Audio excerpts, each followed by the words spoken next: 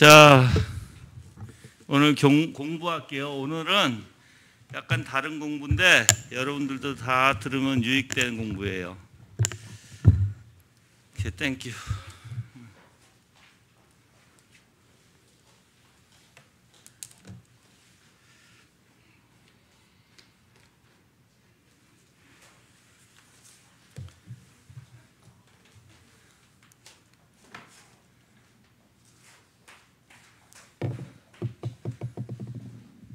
자, 요거 복사한 거 없으신 분 뒤에서 가져오시면 돼요.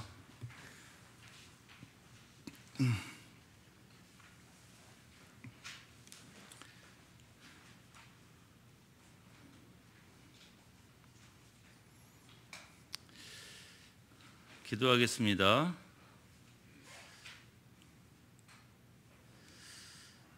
하나님 감사합니다. 이렇게 또 귀한 시간 주셔서 같이 모였습니다. 이제 오후 강의 들어가는데 주님께서 우리가 마땅히 알아야 할 것들을 깨닫게 해주시옵시고 참된 진리 가운데 인도하여 주시옵소서. 감사하며 예수 그리스도 이름으로 기도합니다. 아멘. 자, 유아 세례에 대해서예요. 그러니까 유아 이제 다음 주가 유아 세례가 있는 주일이에요. 그래서 11시 예배 때 설교 끝나고 이제 유아 세례를 시행할 거예요. 그래서 미리 저희가 부모 교육을 하는 건데 시간도 만만치 않고 그래서 같이 다 하면 좋겠다는 생각 속에서 오늘 그냥 부모님들 다 오라고 해서 아마 이거 다 듣고 있어요, 지금 위에서. 그래서 유아 세례 그리고 부모의 책임에 대해서 좀 배워보겠습니다. 자, 읽어보면 주의사항 첫째, 유아에게 세례를 베푸는 것을 지체하지 말 것이라고요. 유아 세례는 그 유아가 하나님의 언약의 자손이 된다는 인표이며 그 유아의 죄를 씻는 일과 관계된 것이니 이 귀한 은혜를 될 수 있는 대로 일찍이 받도록 해야 한다. 원래 8일 성경에서는 할례가 8일 만에 치러지죠, 그렇죠? 그래서 물론 우리는 뭐 8일 그건 아니지만 당연히 유아가 될수록 교회 나올 수 있는 보통 이제 아기 낳고 한국하고 미국하고 좀 달라요. 한국 분들은 그 뭐 한다고 그러지? 산후조리 그거 한다고 또 한 달인가 있나? 2주 들어가는 거 2주? 그리고 또 한국 사람도 어떤 미신에 뭐 아기를 뭐 바깥에 데리고 나가면 안 된다는 거 뭐가 있잖아. 또 며칠 동안은 7주?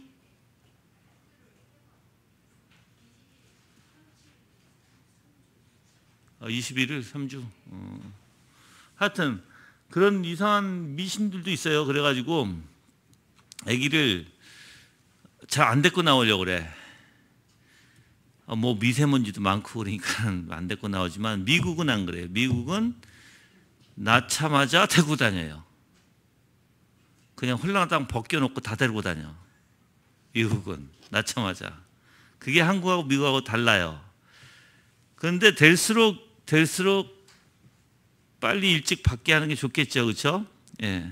그래서 개혁교 신조의 작성자 중 주요한 인물이었던 귀도는 자기의 첫 아들을 그 출생한 날에 세례를 받도록 하였다. 출생한 날에. 원래 이게 너무 좋죠. 출생한 날에 세례를 받는 거죠. 출생한 날에 빨리 목사 불러다가 바로 주는 게 제일 좋을 것 같아.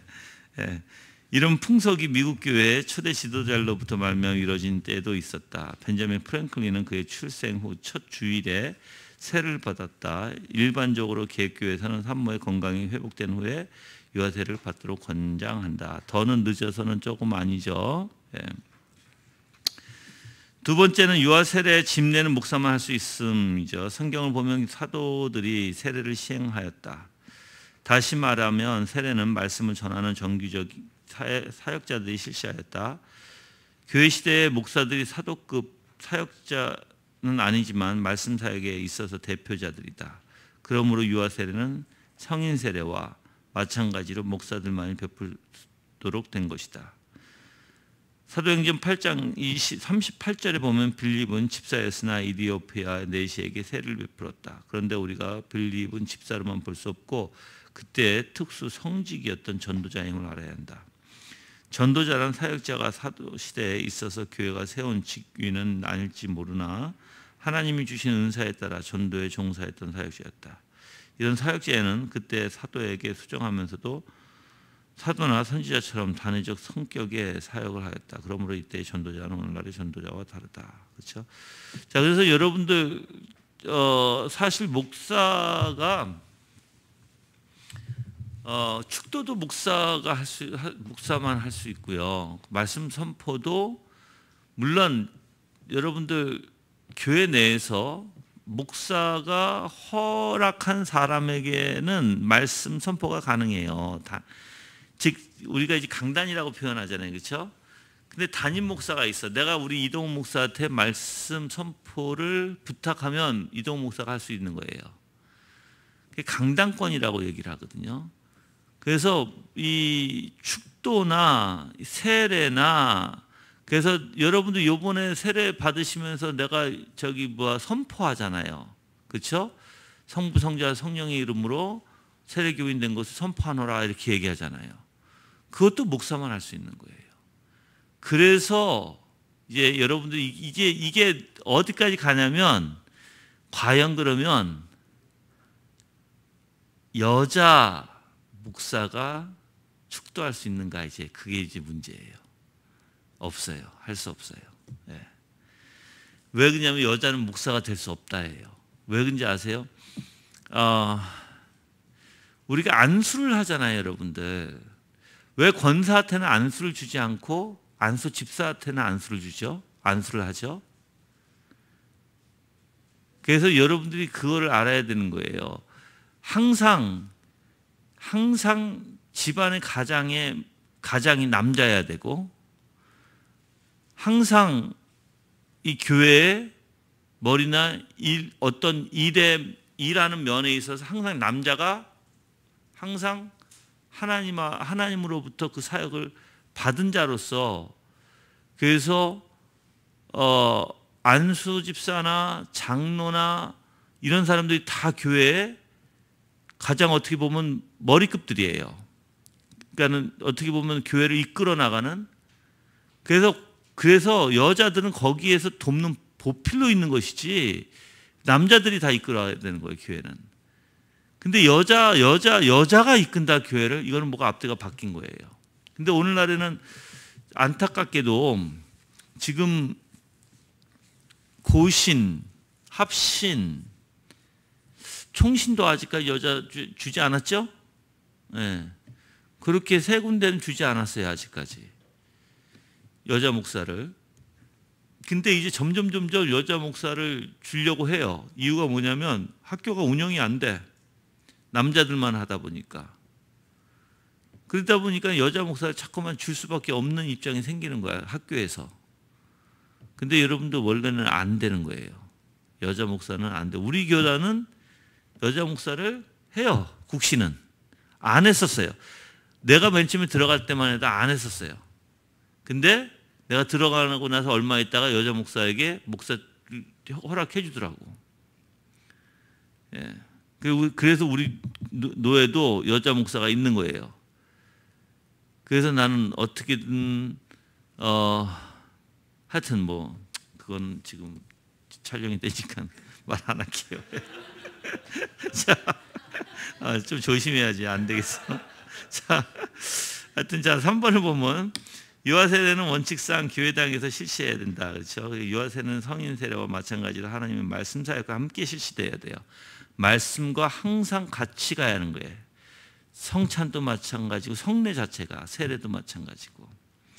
그 말씀 사역은 일반적인 교회의 정규적 회집에서 실행된다. 다시 말하면 유아 세례도 지체가 몸된 교회에 참여하는 중대한 성례이니만큼 그것이 공적으로 교회 눈앞에서 시행되어야 한다. 그래서 이제 공적인 것은 항상 교인들 앞에, 성도들 앞에서예요. 예. 혹 유아가 중병으로 인해서 집이나 병원에서 떠날 수 없는 때에는 별도로 취급된다. 그러나 이런 경우에도 교회 행사로 실시하기 때문에 교회 대표자들의 임석이 요구된다. 이런 특수한 처지는 성인 세례도 마찬가지다라는 거였어요. 그래서 항상 공적인 원리 안에서 이제 공적이면 말씀이 있어야 되겠죠, 그렇죠?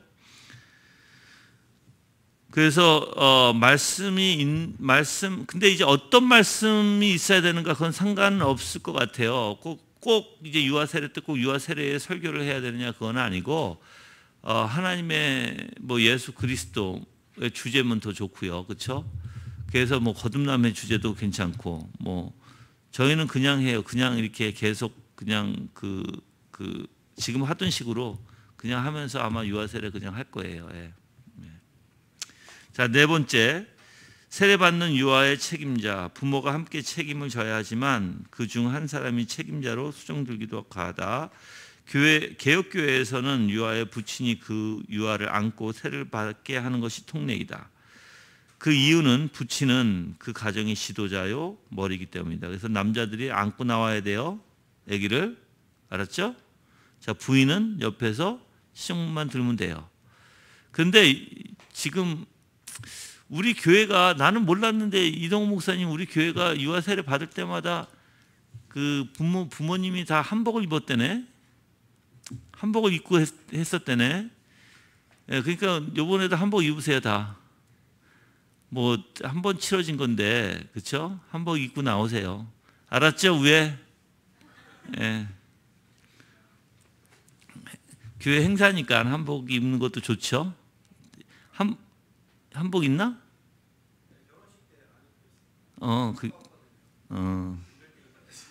이럴 때 그치, 이럴 때 입어야지. 그래서 한복 한 번 입고서 이쁘게 아이하고 사진 찍는 것도 좋겠지. 우리 사진 또 잘 찍는 요한 형제도 있고 우리 명석 집사님도 있잖아. 사진 참 잘 찍어요. 예. 그 사진 찍어주세요. 예. 예. 자, 그래서 이제 남편이 아기를 안고 나왔으니까 꼭 다들 이거 이해하셔야 돼요. 알았죠? 예. 동영지 알았어? 유아 세례 받을 때 본인이 안고 나와야 돼. 자, 2번 이제 유아 세례 이유와 부모의 책임. 첫째, 구약의 계약 원리에서 추론함. 할례는 예표로, 세례는 성취로서 서로 관련성을 가진다. 골로새 2장 11절에서 12절은 말하기를 또 그 안에서 너희가 손으로 하지 아니한 할례를 받았으니 곧 육적 몸을 벗는 것이요 그리스도의 할례니라. 너희가 세례로 그리스도와 함께 장사된 바 되고 또 죽은 자들 가운데서 그를 일으키신 하나님의 역사하심을 믿음으로 말미암아 그 안에서 함께 일으키심을 받았느니라 한다. 구약 시대에서는 하나님께서 아브라함과 그 자손에게 은혜 계약을 주셨고, 그리고 이 계약에 대한 인친, 같이 붙여야 돼. 인친표는 할례였다. 신약 시대의 세례는 구약 시대의 할례처럼 성약의 인표이고 그리스도의 피로 죄를 씻는 상징이기도 한다. 칼빈도 유아 세례를 첫 근거가 구약의 할례 제도라고 한다. 그의 주장에 따르면 첫째, 세례와 할례가 표식의 모양에 있어서 서로 다르지만 그 의미에 있어서 두 가지가 서로 같으니 그리스도의 피로 죄 씻는 것과 영적으로 우리의 육을 죽인다는 뜻을 갖는다. 그래서 여러분들 할례를 통해서 여러분들이 뭘 알 수 있냐면 양피를 자르잖아요. 그 양피를 자르는 게 예수 그리스도의 십자가에 흘려진 보혈의 피의 상징이에요. 예. 그리고 영적으로 육이 죽는다는 것이죠. 영적으로 육이 죽는다는 뜻. 그래서 둘째는 양자가 계약의 의미를 가진다. 그래서 이 세례를 받거나 할례를 받은 자는 다 언약의 자손이 되는 거예요. 언약의 약속의 자손이죠. 셋째, 유아도 중생케 하는 성령을 받는다. 자, 이런 일이 꼭 세례 받는 그 시각이 있다는 것은 아니에요. 그거는 오해하면 안 돼요. 그냥 이 아이도 하나님의 자녀, 언약 자손으로서 그 아이가 이제 이 부분에서 여러분들이 좀 이해가 필요할 것 같아요. 이해가. 제가 이거를 지난번에도 통나무대학에서 알려드렸는데, 아니 월요일 날 월요 그 하이델베르크에서도 알려드렸는데, 세례를 이건 신앙 고백, 성인은 신앙 고백의 원리에서 세례를 받잖아요. 이게 성인, 그렇죠? 자, 그러면 성인은 이 신앙 고백이라는 것은 자기가 그렇게 믿고 따르겠다. 그렇죠? 그러니까 세례를 베풀 수밖에 없어요. 교회가. 그런데 유아 세례는 유아에게 세례를 베풀 때 성령이 임한다 이게 아니에요. 성령이 임한다가 아니라 이제 이 아이가 교회 안에서 자라게 되는 거예요. 교회 안에서 자라게 되는데, 교회 안에서 자란다는 건 뭐예요? 배운다는 거예요. 배움. 그렇죠? 배우고 가르치고 듣고. 그래서 그렇게 함으로써 하나님께서 이 아이에게 언약의 자손으로 성령을 부어주신다는 거예요. 물론 이것도 하나님의 뜻에 따라. 그래서 아이들이 교회 세례 받는다 해서 그 아이가 성령 충만하다, 성령 받았다 이게 아니라, 이 아이는 언약의 자손으로서 이제 교회 안에서 키워지게 되고, 교회 안에서 이제 배우게 되고, 배움으로써 그 아이가 믿음이 생길 수 있다라는 거예요. 알았죠? 예. 세상 아이들하고 다르잖아. 세상 아이들은 하나님 말씀 가운데 자라지 못해요. 뿐만 아니라 이 교회에서 자랄 때, 배울 때, 첫째는 부모가 책임이죠. 그렇죠? 둘째는 교회예요. 그래서 부모도 선서를 받고 교회도 모든 공동체가 선서를 하는 거예요. 이 아이를 받아들이고 내가 이 아이를 잘 양육하고 키우겠다는 선서가 있어요. 여러분들. 자, 그런데 한 가지 여러분들 이렇게 선서했어. 부모도 책임자고 교회 공동체도 책임자야. 근데 이런 부모가 있어요. 자기 아이가 잘못된 것을 누가 뭐라고 하고 교정하려고 그래. 근데 싫어해, 그거를 부모가. 자, 위에 잘 들으세요. 그거 싫어하면 무슨 뜻이냐면 당신과 나하고 상관없는 사람이에요. 교회와 아무 상관이 없다는 뜻이에요, 그거는. 여러분들, 이것도 하면 내가 A라는 사람이 아기가 있어. B라는 사람이 이 아이에게 뭐라고 하려고 해. A라는 사람이 싫어해, 이거를. 이 A라는 사람이 잘못된 거예요. 싫어할 수 없는 거예요, 이거. 근데 이 사람들은 보통 보면 자기가 원하는 대로 해달라는 거죠. 왜 A라는 사람이, 야, 너 왜 그렇게 해? 너 그거 잘못했잖아. 하지 마. A라는 사람은, 아니 왜 아이한테 욱박질러요? 말을 잘해도 되는데. 기분 나쁜 거야, 이제. 소리 질렀다고. 누가 잘못이에요? A 사람이 100% 잘못이에요, 이건 100%. 자기에 맞게끔, 자기의 입맛에 맞게끔 그 아이가 혼냄을 하나님 앞에 맡기지 못하고 다 자기의 입맛에 맞게끔 아이를 혼낸다? 이건 말도 안 되는 거예요, 이거는. 그거 혼내지 말란 뜻이에요, 이거는. 그럼 자기가 올바로 가르치던지. 솔직히 얘기하면. 그렇잖아. 본인도 올바로 가르치지 못하면서 아이가 잘못된 것을 다른 사람이 어른이 가르쳐 주려고 할 때, 그래서 우리 교회에 좀 특별한 분이 계시죠. 우리 교회 오자마자 아이들 잡으신 분이 있어.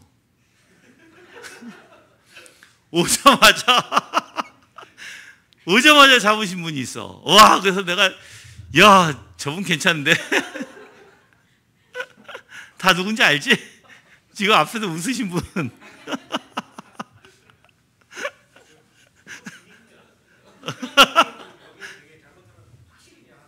그럼 맞아.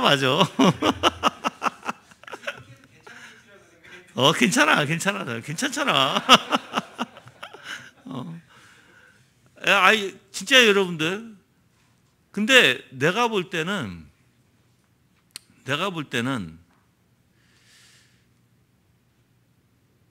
부모가 아버지가 집안에 때로는 엄하셔야 된다는 표현 있잖아요. 그래서 아이들이 아버지를 사랑하지만 조금 두려워하는, 그게 딱 하나님의 모습이거든요. 내가 하나님을 사랑하지만 내가 두려워하는. 왜 그래요? 왜 두려워요? 하나님의 그 위험 때문에 내가 무서운 거거든요. 똑같아요. 하나님이 아버지에게 그러한 권한을 주신 거예요. 교회도 똑같아요. 때로는 그래서 목사가 아이들이 다 좋지만 때로는, 그래서 여러분들하고 좀 다르죠. 여러분이 뭐라고 하면 잘 안 들어도 목사가 뭐라고 하면 잘 듣는 이유, 그게 하나님이 다 주셨기 때문에 그래요. 그냥 그게 되는 게 아니라 아이들도 그걸 알고 있다는 거예요. 아이들도. 그래서 목사님은 좋지만 뭔가 무섭고 어려운, 근데 똑같아야 돼요. 가정도 여러분들 똑같아요. 그래서 이게 아이들을 키울 때 여러분들 절대로 내 자식을 누가 내 자식한테 이야기하고 가르친다 감사하게 생각하세요. 누가 내 자식을 데려다가 정말 폭력이 아니라면, 폭력은 경찰한테 고소해야지. 근데 폭력이 아니고 정말 그 아이가 잘못해서 회초리를 맞든지 엉덩이를 맞든지 하면 감사하세요. 왜 그러냐면 여러분들, 하나님의 섭리 가운데 그 회초리나 몽둥이로 엉덩이를 맞는다는 것은 정말 하나님께서 그 아이를 돌려주실 수 있는 기회일 수도 있어요. 또 부모님에게 그게 어떻게 보면 교육이 될 수도 있어요. 근데 왜 그러냐면 가만히 생각해 보세요. 다른 사람이 우리 아이를 손댈 만큼 우리 아이가 그렇게 잘못했다는 뜻이거든요. 근데 사람들은 이렇게 생각해요. 다른 사람이 우리 아이를 손댈 만큼 우리 아이가 그렇게 잘못했어? 이게 문제거든요. 이게 잘못했으니까 손대지. 뭐 어떤 사람이 뭐 생각 없이 손대나? 그거 여러분들 아셔야 돼요. 사람이 아이를 손댈 때 왜 손을 대는지.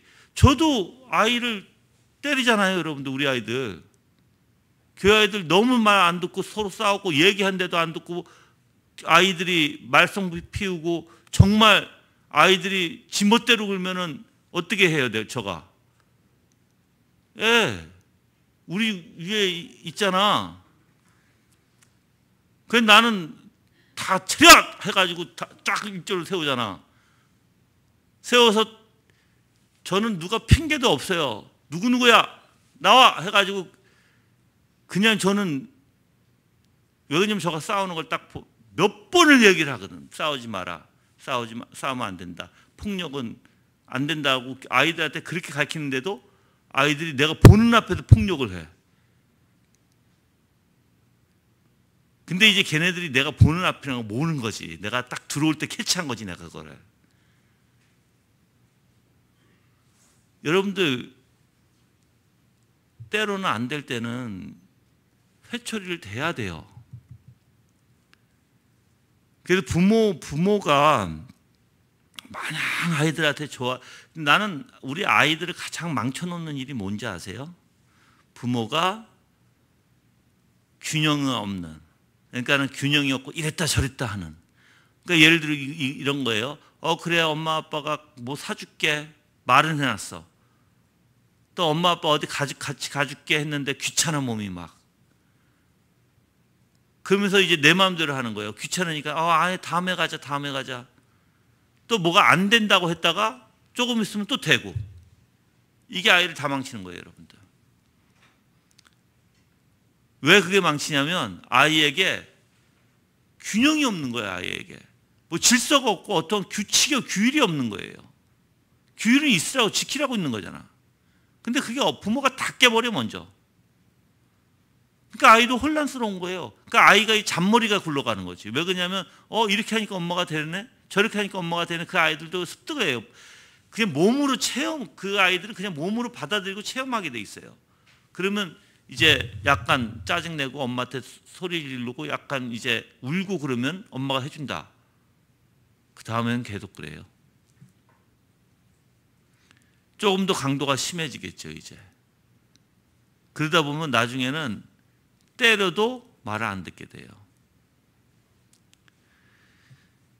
여러분들 아이들을 키우는 것은 쉬운 일이 아니에요. 쉬운 일이. 그래서 이 책임이라는 거예요. 즉, 이 예수 그리스도의 십자가의 보혈을 통해서 이 아이가 받아들여졌듯이 교회가 그 아이를 이제 하나님의 말씀으로 올바로 가르치겠습니다 라고 하는 여러분들의 책임이 있고 또한 부모의 책임이 있는 거예요. 그래서 여러분들이 그 책임은 누가 됐든 간에 지금 예를 들어서 세론이가 나중에 크면서 말 안 들어. 그럼 여러분들이 따끔하게 혼낼 수도 있고 세롬이 엄마가 이제 막 인상이 붉어질 수도 있어요. 왜 내 딸을 가지고 왜 이래? 신경 쓰지 마세요. 여러분 책임이야 그게. 잘못된 것을 보고 있을 수는 없어. 가르쳐줘야 돼. 여러분 그리고 그래서 여러분들이 내 딸을 올바로 가르쳐줘서 감사합니다고 인사를 해야 되는 거예요. 그리고 세론이 엄마가 죄송합니다. 내 딸이 무엇을 잘못하고 언짢게 만들어서 잘못하고 이게 고백이 나와야 되는 거예요. 내가 잘못 가르쳐서 그렇습니다. 죄송합니다. 이게 나와야 되는데 아니 내 딸을 누가 손대 내 딸을 왜 손대 해가지고 막 화를 내고 그러면 세론이 엄마가 잘못된 거예요. 이거는. 왜 듣지? 진짜 여러분들 그걸 올바로 잡고 넘어가야 돼. 오케이. 케빈.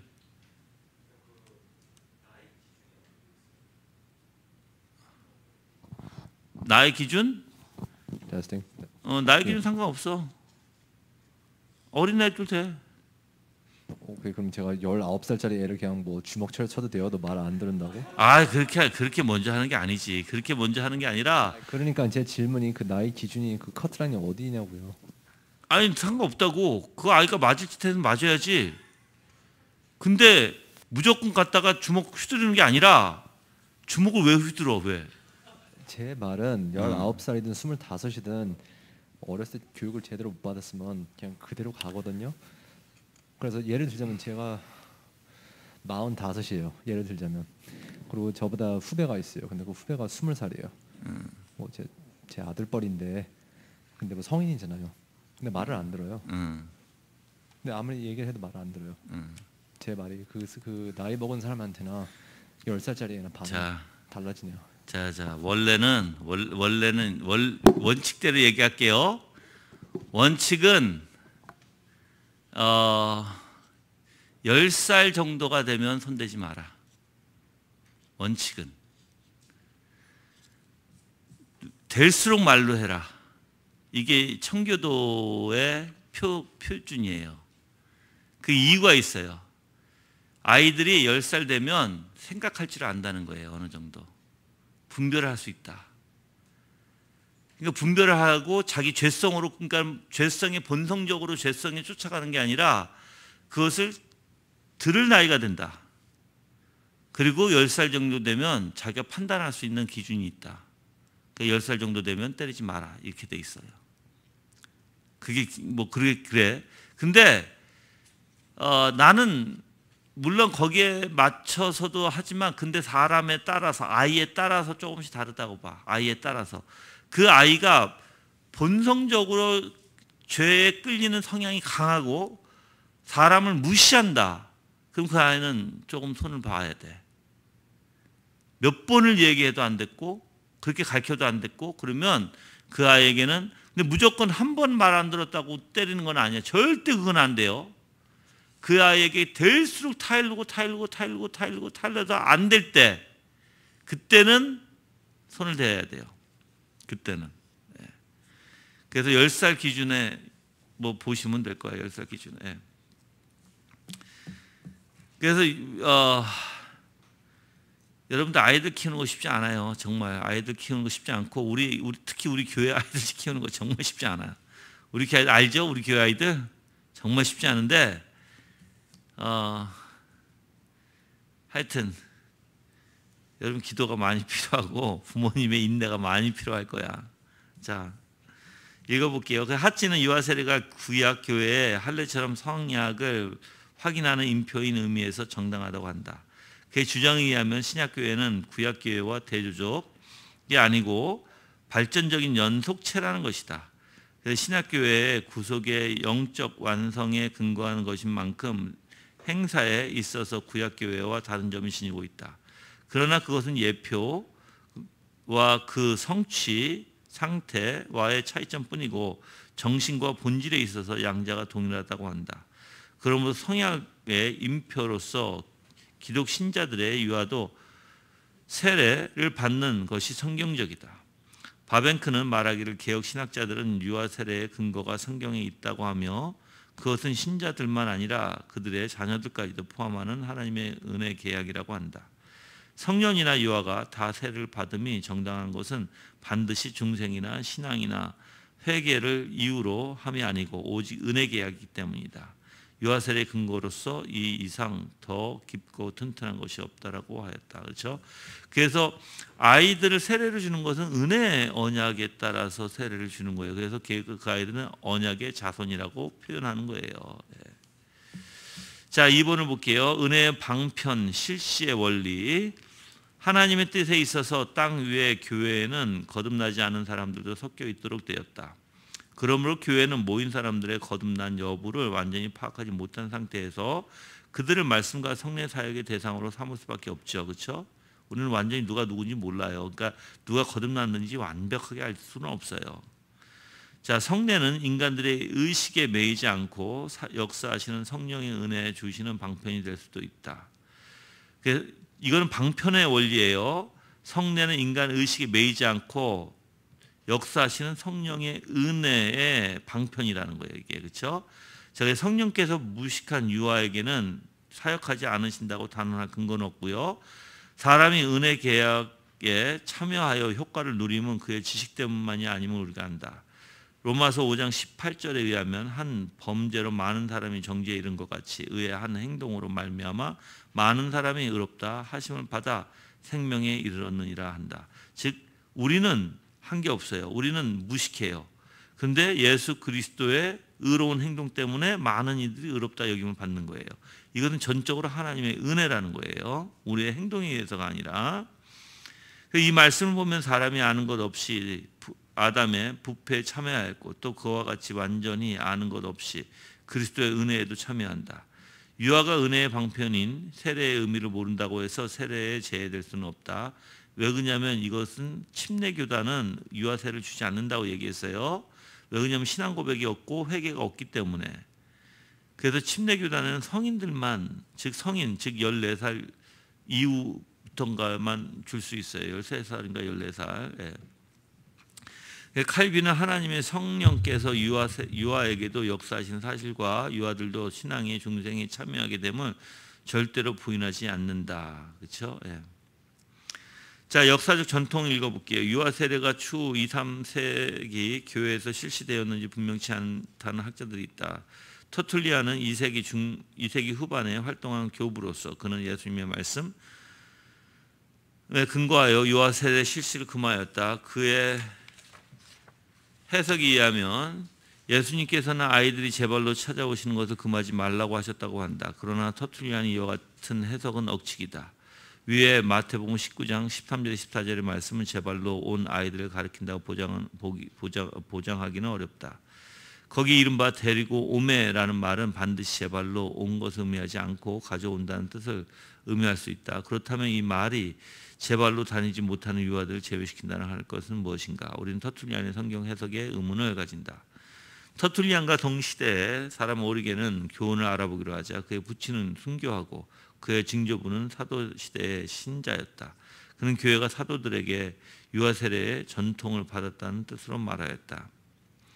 어거스틴은 고린도전서 7장 14절에 의해서 말하면서 유아 세례가 사도적 전통이고 자기 시대에 실시되었고 있음을 알려주었다. 고린도전서 7장 가볼까요? 7장 14절.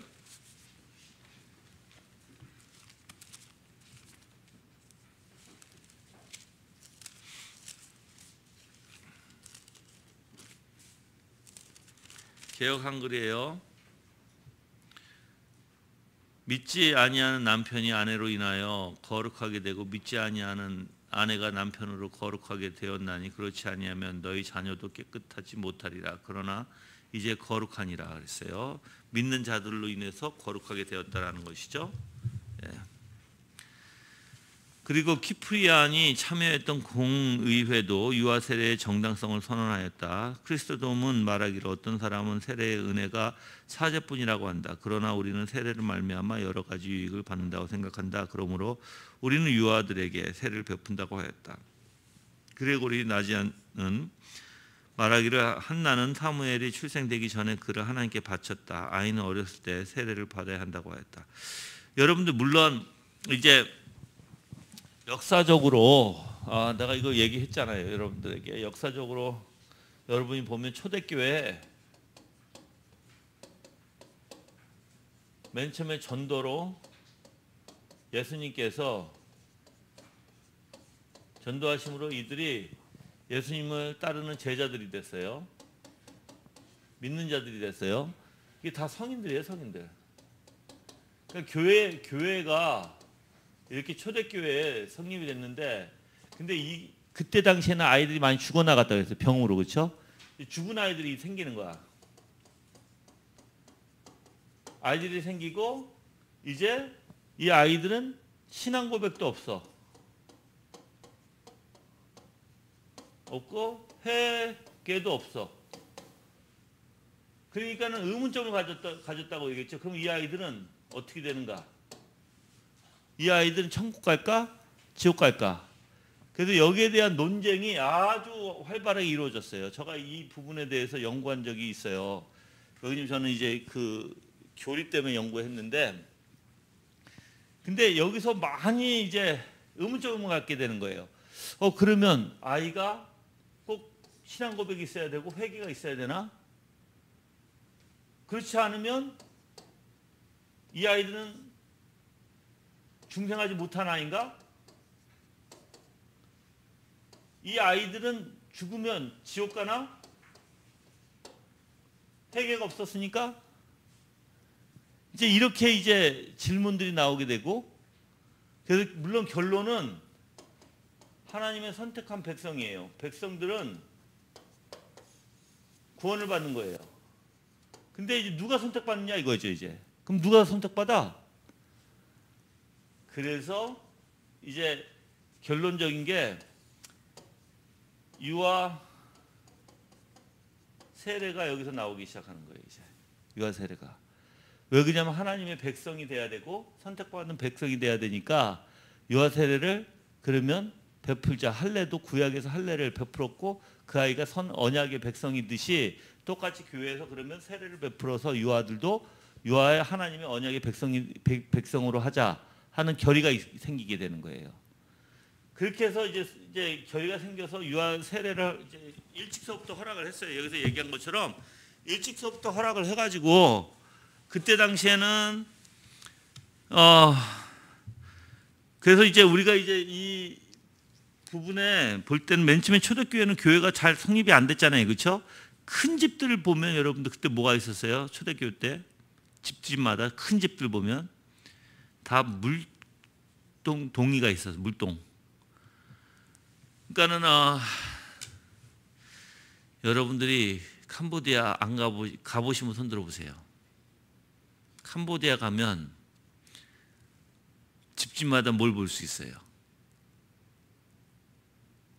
시골에 가면, 이거는 도시에 가면 못 봐, 그렇죠? 시골에 가야 봐. 뭘 봐요? 물항아리. 왜 물항아리가 거기 있는지 아세요? 물이 귀하니까. 그러니까는 물을 비가 오든지 하면 받아 놓는 거예요. 그 항아리에. 여러분들 바짝 마른 이제 냇가가 말라, 그렇죠? 말라가지고 우기 될 때까지 기다리는 거예요. 근데 그 냇가, 마른 냇가에서 고기 잡는 거 아세요? 나는 깜짝 놀랐어. 거기서 고기가 나와. 오, 진짜로. 모르지. 막 땅 파면 나온다? 진짜로. 땅 파, 근데 고기들이 커. 근데 여러분들이 그때도 그랬어요. 그때도 그러한 물독이 있었어요. 물독이. 그래서 이제 옛날 고고학자들이 집집마다 그 큰 집들 보면 왜 큰 집이라고 표현하냐면 그때는 초대교회가 어디서 모여? 다 집에서 모였잖아. 그러니까 큰 집들에서 모였거든. 그러니까 거기에는 항상 그러니까는 침례할 수 있는 베스트업 같이 이게 항아리 같이 이렇게 있는 것도 있지만, 그렇죠? 근데 이렇게 풀같이 만들어 놓은 데가 상당히 많았다. 여기가 그럼 뭐 하는 데인가? 다 세례하는 건데, 세례하는 곳이라고 다들 여겼어요. 세례하는 곳이. 그게 이제 고고학자들이 이제 발견한 옛날에 초대교회 집들을 보면. 네. 그래서 이제 우리가 그러면 이렇게 하는 거죠. 어린아이가, 지금 우리 교회도 마찬가지지만 어린아이가 부모님이 세례를 받았어. 근데 그 아이가 유아 세례를 받던 안 받던 간에 그 아이가 만약에 정말 하나님 데려가셨다면 그 아이를 어떻게 우리가 목사로서 그럼 어떻게 집례를 해야 될까? 어떻게 그러면 그 죽은 아이를 가지고 어떻게 위로를 해야 되고 어떻게 집례를 했을까? 옛날에는 다 그 어린아이가 천국의 하나님의 품에 갔다고 표현했어요. 다. 왜 그러냐면은 아까도 얘기했잖아요. 그게 유아 세례로 인해서 언약의 백성이기 때문에 다 그렇게 표현했다는 거예요. 그래서 우리가 만약에 그런 일은 없겠지만 만약에 우리 교회에서도 만약 그런 일이 일어나면 나 또한 그 아이가 하나님의 자녀로서 하나님의 백성으로서 하나님의 품에 하나님의 천국에 갔다라고 부모들한테 그렇게 말할 것 같아요. 저도. 예. 그 내가 얘기했잖아요. 나하고 여러분들 난 택함 받지 못한 것 같다 손 들어보세요. 또 괜찮아요. 난 택함 받지 못한 것 같다. 난 택함 받았다 손 들어보세요. 그럼 안 된 사람들은 뭐야 도대체. 근데 여러분들 이게 있어요. 자신이 없거든. 자신이 없는데 예를 들어서 자신이 없는 사람이 자기는 택함 받지 않은 것 같아. 근데 나하고 계속해서 평생을 그 사람이 하나님을 찾으면서 하나님을 간구하면서 평생을 살아왔다면, 그래서 그 사람이 죽었어. 내가 이제 나이가 들고 그 사람이 죽었어. 먼저 내가 그 사람을 내가 이제 화장을 해야 될 거 아니야. 화장을 하던 뭐지? 땅에 묻던 하여튼 매장을 하던. 근데 내가 이제 사실 어떻게 장례 예식을 해야 될 거 아니에요. 그러면 나하고 평생 그 사람이 평생 힘들어했어. 평생 힘들어해. 자기는 구원 받았나 안 받았나? 근데 분명히 내가 봤을 때는 평생 하나님을 찾으려고 했고 분명히 하나님 앞에 나가고 하나님을 더욱더 붙들려고 했던 모습들이 있거든. 그게 평생을. 그럼 내가 집례하겠냐고. 그 다음에 선택 안 받은 사람이 집례하겠어요? 나는 그렇게 못하지. 그래서 내가 어저께도 얘기했잖아. 어저께 잘 들으신 분 손 들어보세요. 어저께. 여러분들 선택의 기준이 선택에서 기준을 통해서 결과를 내야 될까요? 아니면 지금 행동이 선택을 통해서 행동을 봐야 될까요? 아니면 행동을 통해서 선택을 봐야 될까요? 어떻게 이거 얘기해 줬잖아. 여러분들이 하나님을 찾고 구하고 하나님 앞에 나가고 하나님 앞에 계속해서 알려고 하면 이 사람이 뭐다? 선택받은 자다라는 거예요. 근데 반대로 생각해서 선택을 가지고 내 행동이 기준점이 돼버리면 이거는 절대 누구도 없다. 누구도 할 수 없어요. 하물며 나 자신조차도 여기에 못 들어가요. 왜 못 들어가요?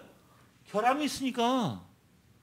그러니까 이 사람은 항상 자기의 모습에서 선택을 결정하게 돼. 하나님 은혜에서 결정하는 게 아니라. 이 사람은. 하나님 은혜는 뭐예요? 자기가 하나님을 쫓고자 하는, 그게 성령의 열매라고 했어요. 성령의 열매는 하나님을 쫓고자 하고 하나님 바라고 하나님 앞에 나가자 하고 더욱더 알려고 하고 사랑하려고 하고 하는 마음이 계속적으로 있는 자체가 선택의 증거라는 거예요. 선택의 증거.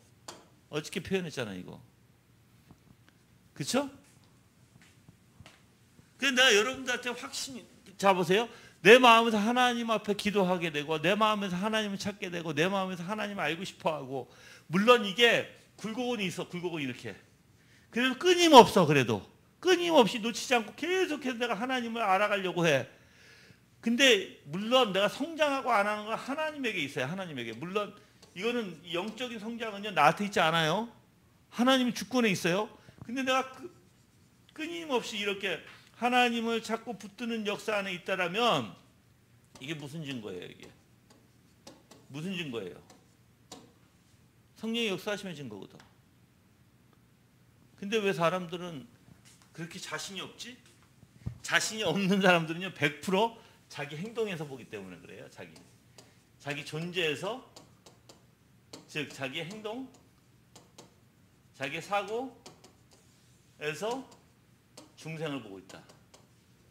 하나님의 은혜에서 보는 게 아니라. 이해하세요?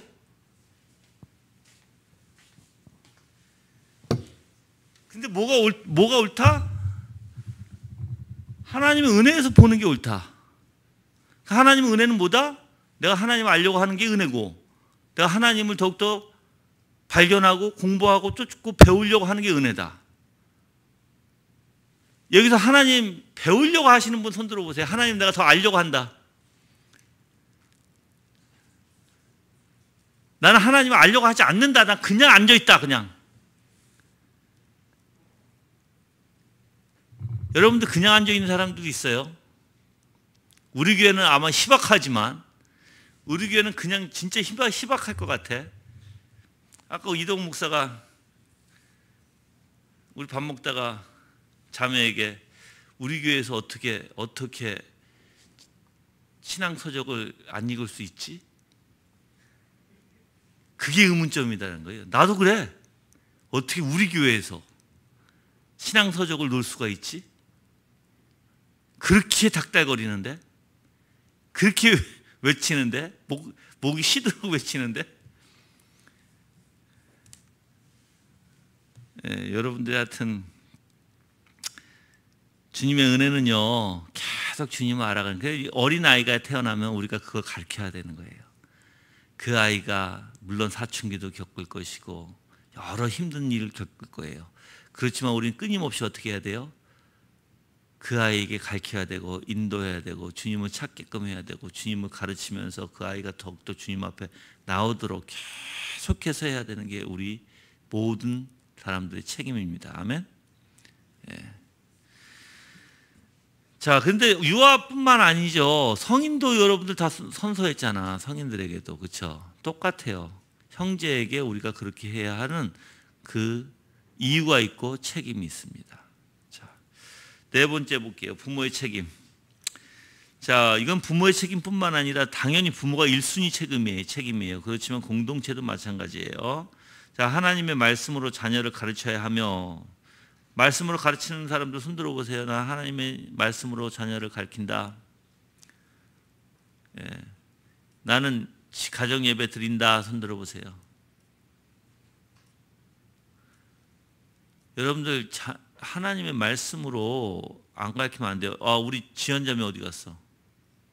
지연자매 작은 아빠라고 그랬나? 목사님이 그 출판사 하시는 분이?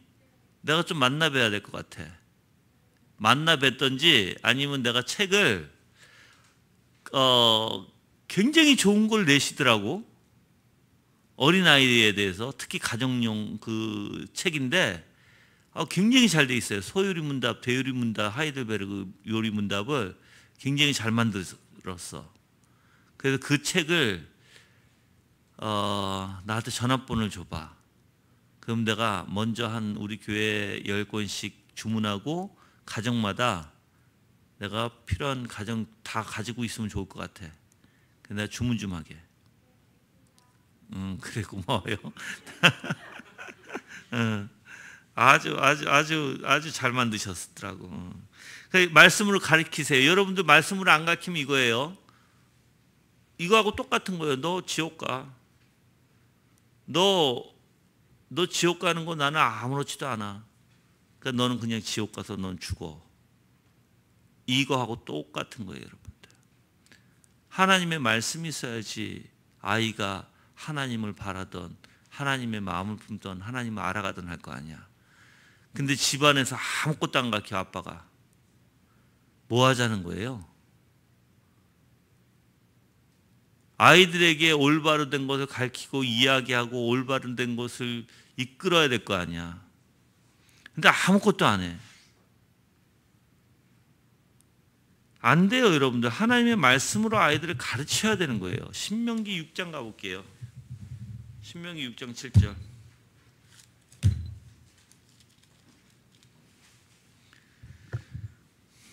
자, 내 자녀에게 부지런히 가르치며 집에 앉았을 때든지 길에 행할 때든지 누워 있을 때든지 일어날 때든지 이 말씀을 강론할 것이며 그랬어요.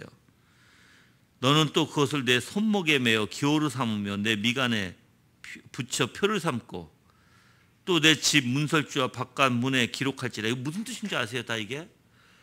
손목에 왜 매요? 너가 무엇을 할 때든 하나님의 말씀을 생각하고 너가 어떻게 하든 미간에 왜 붙여요? 미간에. 그래서 이거를 실질적으로 유대인들은 이거를 어떻게 해요? 나는 내 랍비 친구가 있어서 알아. 이걸 실질적으로 문자적으로 받아가지고 얘네도 여기에 가죽으로 된 박스가 이렇게 있어요. 근데 여기 매요. 그거 알아요? 그리고 여기에 매가지고 이렇게 돌려매는 게 있어요. 가죽으로 돼서. 근데 거기에 말씀들이 쫙 적혀 있어요. 그렇게 만들어요, 얘네들은. 이거를 문자적으로 해석해서. 근데 우리는 문자적이 아니에요. 무엇을 생각하든 하나님의 말씀을 생각하고 무엇을 행동하든 하나님의 말씀 가운데 행동하라는 뜻이거든, 이게. 그 문설주에 왜 거기 달아요? 우리 집이 가장 하나님의 기본된 말씀으로 세워지는 가정이라는 것을 알려주는 거거든. 근데 이걸 하지 않으면 어떡할 거야? 부모들이. 내가 얘기하지만 여러분들이 아이들에게 이거 안 해주면 우리 아이들한테 그냥 야, 너 지옥 가. 하나님 몰라도 돼 이거예요. 똑같아요. 예. 자, 2번을 보면 자녀를 위해 기도하되 그들과 함께 기도하는 기도도 자주 가져야 한다. 예. 기도하되 그들과 함께 기도하는. 가정 예배 드리면 할 수 있죠. 그 가정 예배를 드리면 다 할 수 있는 거예요. 아이들을 위해서 기도하는 사람 손 들어보세요. 아빠들 중에. 나는 우리 아이들을 위해서 기도한다. 목사를 위해서 기도한다. 손 들어보세요. 가끔 자주 좀 하세요. 예. 자, 3번 경건의 본을 보여야 한다. 예. 여러분들 빈둥빈둥 아빠가 놀면서 아이 보고 공부하라. 이거 말 안 되는 거예요. 공부하려면 아빠도 책을 읽어야 되는 거예요. 지민자면 빨리 결혼해. 결혼해야지 정신 차릴 것 같아. 아이들을 위해서라도 할 거 아니야? 남자가 없지. 기도해야 되겠다. 자, 경건의 본을 보여야 돼요, 여러분들. 경건의 본. 부모로서 나는 경건의 본을 보이고 있다. 손 들어보세요. 부모로서 나는 경건의 본을 보이고 있다. 자신 없어? 다들?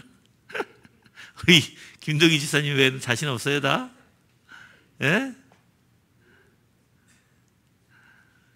여러분, 경건의 본이라는 건 다른 게 아니에요. 그 아이들이 봤을 때 우리 아버지는 정말 하나님 없으면 못 사는구나. 그리고 하나님의 뜻이라면 순종하는구나. 그리고 하나님의 아름다움을 전적으로 우리 아버지는 다 지키려고 하는구나. 정말 죄가 없구나. 이걸 알아야 되는 거예요, 아이들이. 우리 아이들이 나한테 그런 소리를 한 적이 있다. 손 들어보세요. 아빠는 왜 그래? 그게 아니라 아빠는 왜 그래? 엄마는 왜 그래? 엄마는 왜 말하고 행동하고 틀려? 왜 교회에서 하는 것과 왜 집에서 하는 게 달라? 그거 들어보신 분 손 들어보세요. 그렇게 들어보신 분. 둘 다 들었네? 안 되는 거예요, 여러분들. 경건의 본을 보여야 되는 거예요. 알았죠? 물론 다 완벽할 수는 없어. 그렇지만 최대한 노력하자. 알았죠? 예. 자, 이 세 가지를 책임지지 않고 유아에게 세례를 받도록 하는 부모는 그 유아 세례로 말미암아 유익을 받지 못한다는 거예요. 얻지 못한다. 그뿐 아니라 어느 부모든지 유아로 하여금 세례를 받게 한 다음 그의 신앙생활을 도와주지 못한다면 그 부모된 자에게 죄책이 돌아간다. 굉장히 무서운 거예요. 이거 나중에 여러분들 눈물 콧물 다 흘려요. 여러분들. 그 부모에게 죄책이 돌아간다는 것은 그만큼 그 하나님이 그것을 정죄하는 원리거든요. 보응하신 하나님. 그래서 내가 그 아이를 올바로 키우지 못할 때 거기에 대한 죄의 대가를 내가 다 받게 되는데 그게 얼마나 무서운지. 이거는 내가 부모로서 내가 그걸 알거든요. 그게 뭔지. 나는 여러분들이 안 당했으면 좋겠어. 진짜로. 너무 힘들 거예요, 아마. 이게 여러분들 자녀가 이제 사춘기 되면 자기가 머리가 다 컸다고 하잖아요. 그렇죠? 컸지도 않은 애들인데. 그렇죠? 근데 바깥에 나가서 뭐 하는지도 모르고 전화 오면 전화도 안 받고 자기 멋대로 아무 때나 들어오고 그럼 부모가 잘 수 있어요? 못 자요? 잠 못 자. 걔 들어올 때까지. 그럼 기다렸다가 곧 들어오면 뭐라고 얘기하겠어 내가. 물론 차분할 때는 씻고 자라. 뭐 밥 먹었냐? 라고 얘기하고 다음부터 좀 일찍 들어와라. 이렇게 얘기를 할 수 있겠지만 보통 이게 한두 번 매일 그러면 열받죠.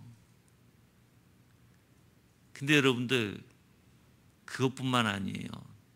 나가서 아이들하고 돌아다니면서 사고치기 시작하면 한밤중에 새벽에 경찰서에서 전화 오고 쫓아가고 병원에서 전화 오고 쫓아가고 이것을 반복적으로 해봐요. 여러분들.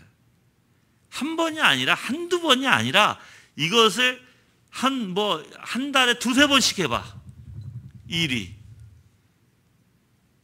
근데 큰아이가 하면 두 번째는 작은아이가 하고 그 다음에는 셋째가 하고 우리 다섯째까지 있지 우리. 이게 연달아 계속 일어나 봐 이거. 사람 미치는 거예요 이제 여러분들. 저는 이걸 다 경험해 봐서 알아요. 근데 제일 무서운 게 뭔지 아세요? 내가 여러분들 진짜 제일 무서운 거 알려줄게. 내가 여러분들 정신 바짝 들게 내가 알려줄게. 제일 무서운 거는요. 그 아이가 정신적으로 이상해지는 거예요. 그 아이가 자살 시도를 하고 그 아이가 정신적으로 이상해져서 이 정신병원에 다닐 수밖에 없게 되면 어떡하실래요 이제.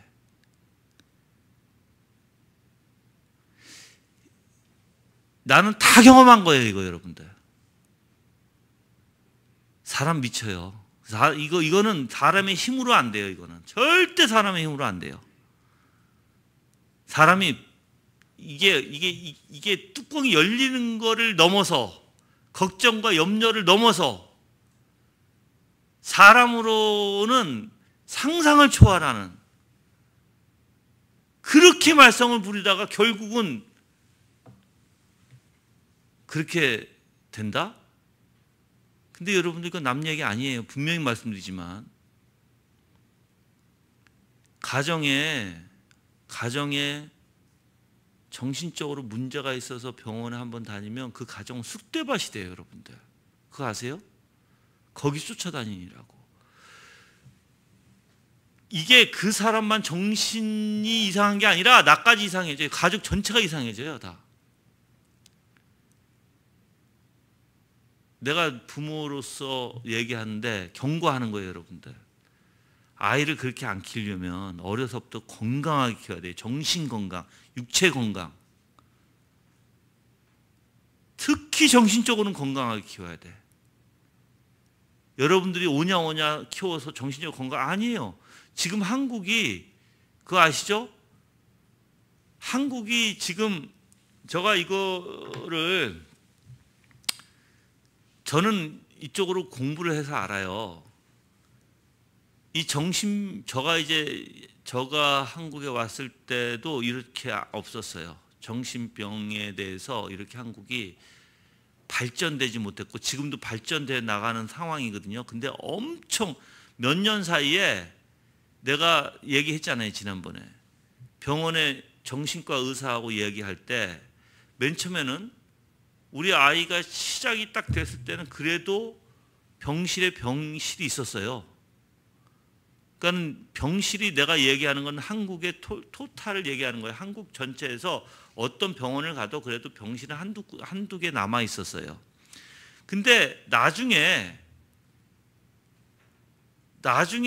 내가 가서 아이가 또 문제가 생겨서 또 가서 물어보니까 나한테 하는 말이 TO가 없다는 거예요. 그러니까 병실이 모자르다는 거예요.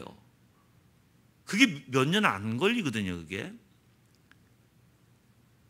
여러분들 무슨 그게 의미냐면 지금 정신병원이 너무 팩돼 있어요. 너무나 많은 사람들이 들어가고 끈특하면 약 먹으라고 하고 끈특하면 다 정신병원에 집어넣어요. 이제 약 먹고 약 먹이고 지금 초등학교 때부터 그러잖아. 여러분들 정말 큰 문제예요. 내가 분명히 얘기하지만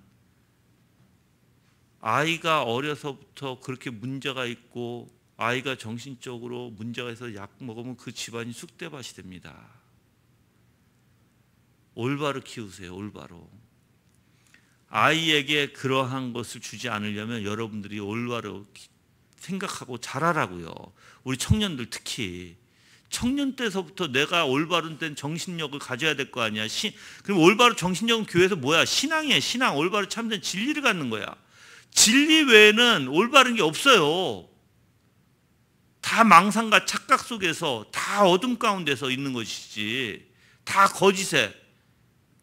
그래서 우리 안에서 생각하고 나오는 게 좋을 게 하나도 없다는 거예요. 그 여러분들이 앉아서 백날 생각해봐. 좋을 게 나오나? 하나도 안 나와. 여러분 생각에는. 다 거짓과 망상뿐이에요. 착각하고. 그게 심화가 되면 뭐예요? 어저께 얘기했잖아요. 그게 강박증이 되고 그게 편집증이 된다고. 그러면 여러분들은 어떻게 약을 먹고 이제는 어떻게 살려고 이제? 정신병 약도 그 중독성이 있는 약이 있고 아닌 게 있는데 될수록 중독성을 안 주려고 하는 약을 써요. 그래도 중독성이 들어간 약을 쓸 수밖에 없어요, 여러분들. 아직까지는. 이게 보통 문제가 아니라니까 지금. 여러분들이 아이들을 잘못 가르쳐서 올바로 키우지 못해서 그 아이들의 사고 방식이 잘못돼 가지고 이게 너무나 많아. 그러니까는 잘못될 수 있는 아이들의 생각이 성적으로 잘못 접하게 되면 아이가 이상하게 돼요. 또 남자나 여자나 남자가 남자를 여자가 여자를 이상하게 돼요. 그런 것부터 그 아이가 너무나 소극적이고 내성적이 되다 보면 어떻게 돼요? 나중에 다른 사람하고 어울리기가 힘들어지기 시작하고 나중에는 여러분들이 그런 거 다 고려해야 돼요. 그래서 우리 아이들을 그냥 정말 빨개 벗겨놓고 다른 아이들하고 막 씨름하고 놀고 같이 그렇게 커가면서 정신적으로도 건강하게 제가 이 얘기를 한국에 대해서 그 심리학자가 얘기한 소리를 내가 들은 걸 얘기할게요. 옛날에는요, 지금하고 다른 게 아이들이 지금 왜 이렇게 문제가 있습니까? 라고 물어보니까 옛날에는 많이 낳았다라는 거예요. 사람들이 많이 낳고 집안에서 지지고 볶고 싸우고 형제끼리 그러면서 자기의 방어 기제를 통해서 또한 자기가 어떻게든 자기 이기려고 하는 그 경쟁력에 의해서 커간다는 거예요. 그래서 그 아이들이 사회에 나가서도 그러한 그걸 이제 답습을 하잖아요. 습득을 해서 그렇게 커나가는데 지금은 아이를 몇 명 낳는다? 한 명이 한 명. 그러면 한 명 낳고 무슨 경쟁이 있냐는 거예요. 무슨 경쟁심이 있고 무슨 배려심이 있고 이게 어디서 배우냐는 거예요. 하나도 배울 수가 없다는 거예요, 이게. 그래서 가정에서부터 배워야 된다는 거예요. 가정에서부터. 그래서 그 아이들이 지금 문제가 이렇게 되고 있는 거 지금 여러분들 아이들 너무 심각한 거 아시죠? 진짜 심각해요, 여러분들. 그 심각한 가정들이 한두 가정이 아니에요, 사실. 그런데 지금 아까 우리 당회에서도 얘기한 게 있어요. 당회에서는 어떤 신앙적인 원리에서 얘기하거든요. 신앙적인 원리 안에서 이야기를 하다 보니까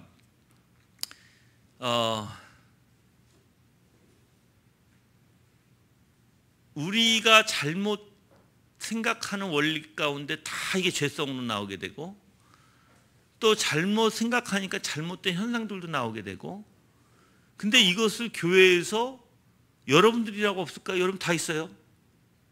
그래서 가만히 있으면 안 보이죠. 근데 하나님의 섭리 가운데 그게 툭툭툭툭 이게 나오기 시작한다고요, 이제.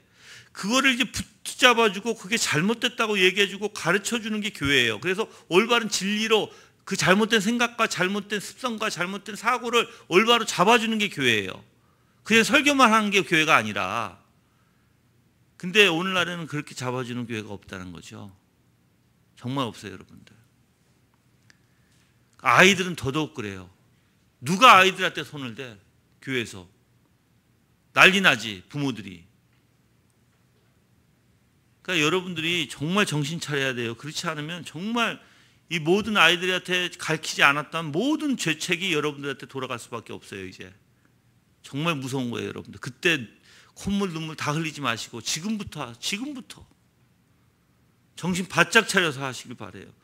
알았죠? 청년들도 명심해. 지금 시집 안 갔다고 장가 안 갔다고 나태해지지 말고 지금부터 내가 정신을 똑바로 차리고 지금부터 내가 아이를 낳으면 결혼해서 아이를 낳으면 내가 올바로 키워야 될 거 아니야, 그 아이를. 올바른 정신 안에. 근데 내가 올바른 정신이 있어야지 그 올바로 키울 거 아니야. 그래서 우리 아이들은 나한테 다 맡긴대. 자기네가 안 키운대. 아빠가 키워달래. 나는 좋으면서도 싫어. 근데 여러분들 하여튼 진짜예요. 진짜예요, 여러분들. 명심하세요, 명심. 3번을 볼게요. 부모의 신앙문답. 교회 공석상의 신앙문답은 특별한 의미에서 하나님 앞에서 실행되는 것이니 신중한 것이다. 여러분들 여기서 이게 뭐예요? 공석상의 신앙문답은 뭐예요? 하나님 앞에 선서하는 거예요. 굉장히 신중해야 돼, 이거. 예배 모범에 명시된 3가지 질문의 내용은 매우 귀한 것이다. 첫째, 그리스도의 피로 씻음과 성령의 새롭게 하심을 대한 신앙의 알아봄. 그럼 믿습니까? 라고 물어보죠. 그것은 영화의 인격에 어떠하든지 임할 수 있는 은혜에 대한 신앙을 확인함. 둘째, 구원은 하나님, 언약하신 하나님과 그리스도의 말미암아 대한 믿음. 이것도 물어보죠. 다 질문에 있어요. 이 2가지의 신앙, 부모의 신앙을 확인하게 되는데 믿음 없이 세례를 받는다는 그것은 헛된 일이죠. 하나님의 은혜를 헛되이 받으면 안 된다는 것이. 그럼 이거 누구의 신앙 문답서부터 보게 되는 거예요? 부모의 신앙 문답서부터 보게 되고 이제 이걸 믿습니까라고 물어볼 때 부모가 네 하고 믿어 얘기하는 거예요. 유아 세례, 우리 유아 세례 지금 없지. 자, 그래서 하나님의 은혜를 헛되이 받으면 안 된다. 그래서 세 번째 유아를 하나님께 바칠 것과 그 유아를 위하여 기도할 것, 주님의 교훈으로 가르칠 여부를 알아봄. 3번째는 이것은 앞에서 취급한 바 부모의 책임을 다시 문답으로 부탁합니다 했어요. 그래서 부모가 믿지 않으면 아무것도 되지 않습니다. 우선 알았죠? 부모가 믿어야 되는 거예요. 부모가 믿지 않으면 아무것도 이루어지지 않아요. 자, 유의사항 볼게요. 첫째, 유아 세례를 받았으니 세례 의식이 아이를 지켜줄 것이라는 생각을 버려야 한다. 아이 스스로 신앙 고백할 때까지는 부모가 책임져야 된다는 거예요. 부모가. 이거는 입교할 때까지예요. 그렇죠? 예. 둘째, 부모는 이 아이에게 신앙적인 모범 보이며 신앙 행위에 벗어나지 않도록 교육을 해야 된다. 셋째, 이 아이가 커서 유아세를 받는 것을 자랑스럽게 여기며 부모에게 감사할 수 있도록 해야 한다라는 거예요. 그래서 여러분들 요번에 우리 하람이하고 저기 사랑이 입교인 됐잖아. 그게 얼마나 은혜스러운 일인데요, 여러분들. 이제 그 아이들이 성찬에 참여할 수 있는 거예요. 이번에는 이제 용민이 아마 할 걸. 용민이 이제 어린 아이들이 이제 여러분들 그 아이들 내가 부산에서 봤을 때 조그맸어요. 진짜 조그만 어린 아이들이었어. 그 아이들이 컸어. 언제 컸는지 이렇게 컸어 이제. 그래서 입교인이 된다. 참 나로서도 진짜 뿌듯하지만 그게 얼마나 감사한 일인데요, 여러분들.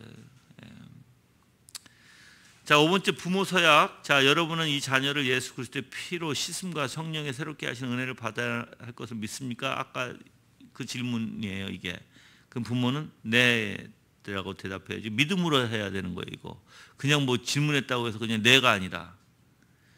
두 번째, 여러분이 완전히 이 자녀를 하나님께 바치고 겸손한 믿음으로 하나님의 은혜를 의지하며 친히 경건한 본을 보이기 힘쓰며 그리스도 안에서 믿음으로 양육하기로 서약하십니까?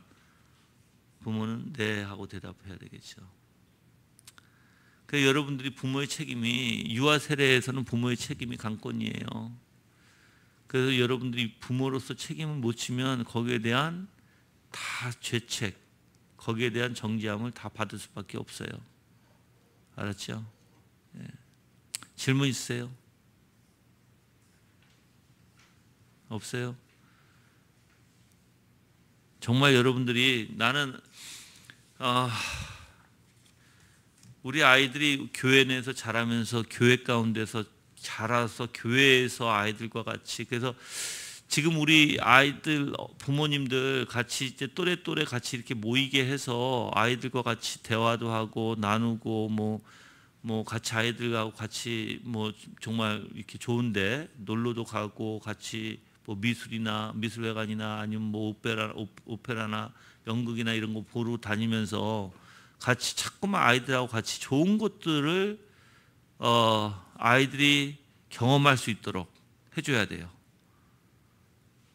그래야만 여러분들이 아이들과 같이 근데 아이들이 싸우고 뭐 한다? 물론 싸울 수 있어요. 그렇죠?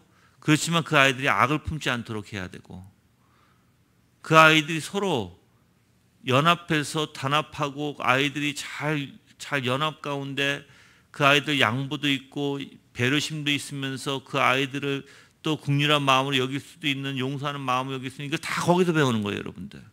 교회 안에서 할 수 있어요, 여러분들.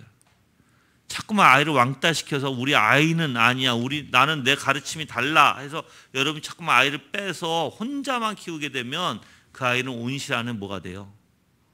큰일 나는 거예요, 여러분들. 그때는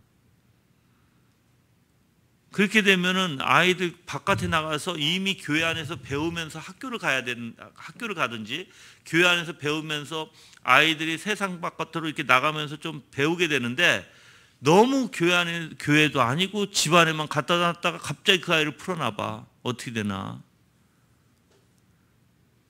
저 여러분들 하여튼 내 말 들으세요. 내가 다 경험한 거니까. 정말 안 돼요, 여러분들. 정말. 예. 여러분들 아이들은 사춘기 때 가장 먼저 해본 게 뭐고 자유하고 싶은 거예요. 청년들이 나이가 먹어서 회사 다니면서 가장 하고 싶은 게 뭔지 아세요? 혼자 살아보는 거예요. 아주 간단해요. 그 사람들의 생각이 그래요. 그래서 나는 아이들이 사춘기 되면서 바깥에 재밌는 것을 맛붙이면 걷잡을 수 없어요. 그 아이들은 자꾸만 그쪽으로 가게 돼 있고 청년들도 혼자 살기를 원하면서 혼자 사는 것을 생각하고 그런 꿈을 꾸거든요. 그들은. 그렇게 해서 살아가다 보면 어떻게 돼요? 세상에 물들어가요. 다 세상 것으로 살아갈 수밖에 없어요. 그래서 우리 교회는 지금 청년들에게 자리를 내주고 3층이라는 그래서 거기서 자기네들이 월세도 받지 않죠. 자기네들이 나와서 충분히 일하면서 내가 왜 그러냐면 저는 혼자 부모님 도움 없이 자수성가를 한 사람이에요. 근데 그게 엄청 어려운 걸 알아요. 그래서 내가 우리 청년들이 그렇게 어렵게 가지 않도록 자기가 청년 때 열심히 일해서 돈도 벌고 자기네가 할 수 있게끔 모든 것을 좀 이렇게 하고 그렇게 하기를 원해서 내준 거예요. 사실 3층은 저 사택이에요. 저가 3층으로 가야 돼요. 전 3층에 사는 게 좋지요, 나한테는 원래. 더. 근데 3층을 내주고 내가 지금 강화에 가서 45분씩 1시간씩 내가 차를 운전해서 어쩔 때는 3시간 운전해야 돼. 막히면 길 막히면. 그러면은 거기에 대한 배려도 알아야 되고 청년들이 목사가 왜 이렇게 배려를 해주는지도 알아야 돼. 누가 하겠어 그거를? 솔직히 세상 사람들이 하겠어요? 안 해요 절대. 그러면 거기에 대한 감사가 뭐예요? 여러분들 내가 얘기했잖아요. 사랑은 뭐로 갚을 수밖에 없어요. 사랑은 사랑으로 갚을 수밖에 없어요. 그러면 내가 사랑하는 마음에서 했으면 그 사람들도 열심히 자기가 그렇게 살면 되는 거예요. 열심히 그렇게 살아서 정말 자기가 준비해야 되고 이제 결혼해야 되고 장가가고 시집가면 되는 거예요. 준비해서. 근데 그게 안 되면 이제 자꾸만 나간다고 생각하고 나가서 혼자 살고 싶다고 생각하면 생각해 보세요. 여러 가지가 문제가 돼요. 이제 저는 뭐 다 얘기 안 꺼낼게요. 예를 들어서 뭐 정말 꼭 교회가 있으니까 꼭 매여 있는 것 같고 꼭 뭐든지 보고해야 되는 것 같고 그리고 혼자가 아니니까 눈치 보이게 되고 혼자가 아니니까 너무 불편하고 그렇게 생각했다가는 혼자 못 살아. 그러니까 혼자 살고 싶은 마음이 더 강해지게 되겠죠. 그렇게 되면. 근데 참 사람은 간사해. 들어올 때는 그런 마음이 절대 없었거든. 여기만 들어오기만 해도 너무 좋았거든. 근데 시간이 가면 사람들이 간사해지기 시작해. 그런 마음은 어디 간지 없어졌어. 그리고 오히려 나가서 살고 싶은 마음이 더 커져. 그 인간이에요, 그게. 잘못된 인간. 올바른 인간이 아니라. 올바른 인간은 안 그렇죠. 아이들도 똑같아요, 아이들도. 세상 맛보기 시작하면 똑같아요, 여러분들. 계속해서 나가고 싶어하고 계속해서 다른 친구들 만나서 놀고 싶고 그걸 부모가 안 된다고 하면 이제 거기서 이제 짜증이 나고 화가 나고 부모에 대한 잘못된 그래서 여러분들이 아이들을 올바로 잡아줘야 되는 거예요. 교회 안에서 자라게 하고 교회 안에서 움직이게 하고 교회 안에서 자기네가 충분히 그런 생활들을 할 수 있게끔 부모님들이 다 같이 합심해서 도와줘야 되는 거예요. 그래서 아이들이 어디 가고 싶다 그러면 부모 가면 돼요. 미국 같이 가면 돼요. 여러분들 미국에는요 아이들이 차가 없잖아. 그러니까 어떻게 해요? 어떻게 해? 항상 부모가 데려다 줘요. 엄마 어디 가고 싶어? 누구 온대. 그러면 이제 부모님들이 다 데려다 줘. 그럼 부모님끼리 앉아서 뭐해요? 아이들은 놀아. 아이들은 영화 봐. 근데 부모님은 뭐해요? 아이들은 쇼핑 가. 근데 부모님은 앉아서 커피 마시면서 같이 얘기를 해요. 그게 미국의 문화예요. 그래서 아이들은 어디 가든 아이들을 데려다 주잖아요, 미국은. 부모님이 같이. 그래서 픽업 하잖아요. 픽업이라는 소리가 그거예요. 그 아이들을 또 데려오고 데려다 주고 다 부모님이. 근데 한국은 안 그래. 다 그 아이들이 마음대로 빠져나갈 수 있는 구멍들이 너무 많아. 부모님 몰래. 여러분들 그리스도인들은 규칙에 율례에 규례에 살아가는 사람들이에요. 그 법에 살아가는 사람들이에요. 그것을 좋아하는 사람들이에요. 그래서 어려서부터 그 아이들에게 율법적으로 가르치지 말고 율법주의로 가르치지 말라는 거예요. 율법주의로 가르치지 말고 자유를 주되 자연스럽게 하나님을 경외하고 자연스럽게 자기네 자신들이 뭐가 좋은지 선택할 수 있도록 그래서 뭐가 선과 악인지 구별할 수 있도록 어려서부터 가르쳐야 될 거예요. 알았죠? 그렇게 되기를 기도합니다. 유아 세례 부모님들 하여튼 다음 주에 한복 입고 오시고 엄마들은 아빠들은 양복.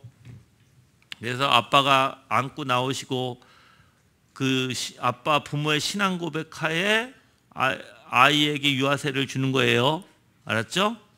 예. 자, 질문 있어요? 자, 기도하겠습니다. 그럼.